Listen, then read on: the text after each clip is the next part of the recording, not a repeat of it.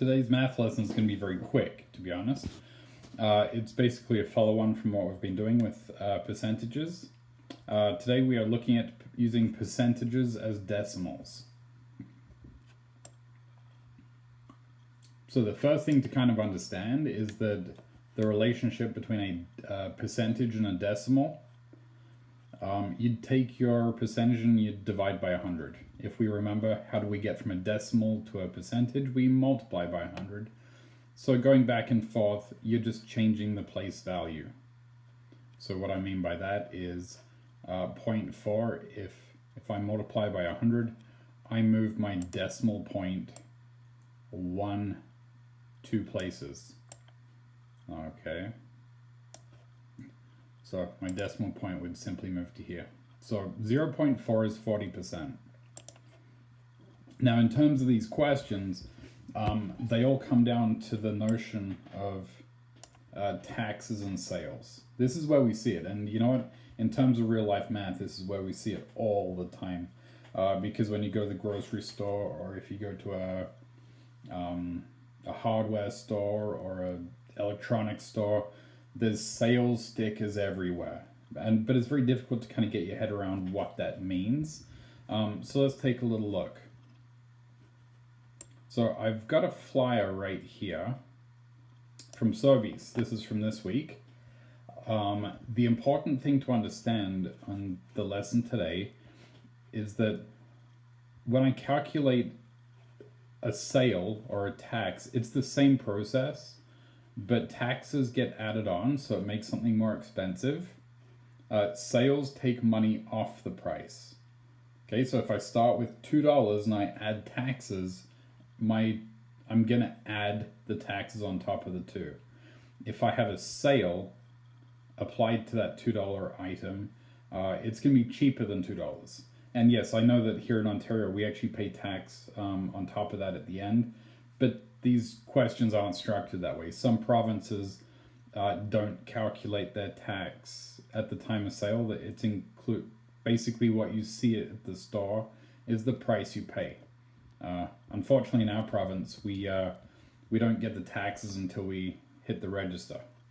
Okay, so here we go. So take a look. The Parmesan cheese right here is $11.99.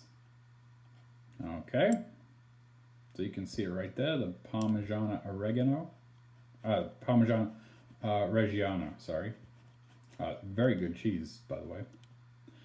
It's $11.99. Okay, it doesn't actually, for 200 grams. Okay, so if I want to calculate the tax, I realize in Ontario our sales tax is 13%. This might not be the best example because when we're in the grocery store, some of the food items you don't pay tax, like children's clothing, there's no tax at all. But luxury items like chips and things like that, I think you actually pay full tax. Okay, so let's just imagine that this cheese, we're going to pay 13% tax. So my starting price is $11.99, and I'm multiplying that by 13%. So this unit is more about realizing that it's actually easier to calculate the percentage when it looks like this. I've got a whole number here, and I've got, well, it's a decimal, but I've got a decimal here and a decimal here, and I'm just multiplying them together. It just seems a little cleaner and a little bit easier than working with percentages. Okay, you don't have to change them. You're not going to get a KQ test that says that you have to do it this way, but this is like the mathematics behind it, so that's why we're going to do it. Okay, so if I multiply my $11.99 by 13%, or if we multiply it by 0.13, we get tax of $1.56. So what do? It's a tax. I need to add that on the end. Okay, so my starting price of the cheese was $11.99. I'm adding my $1.56 of tax. That cheese is now going to cost me $13.55. Pretty straightforward math. Let's take a look at this example. If a TV sells for $15.99, so $1,599, and is on sale for 30% off, well, my $15.99 times 30% is the same thing as $15.99 times my 0.3. Okay, I find this a little bit easier in my head to deal with. Okay, don't know about you. Like, you can do it either way. Okay, this is a real life application. This is what you'd experience in your life. So when I do that, I get $479.70. On my calculator, it doesn't give me dollars. It gives me 479.7.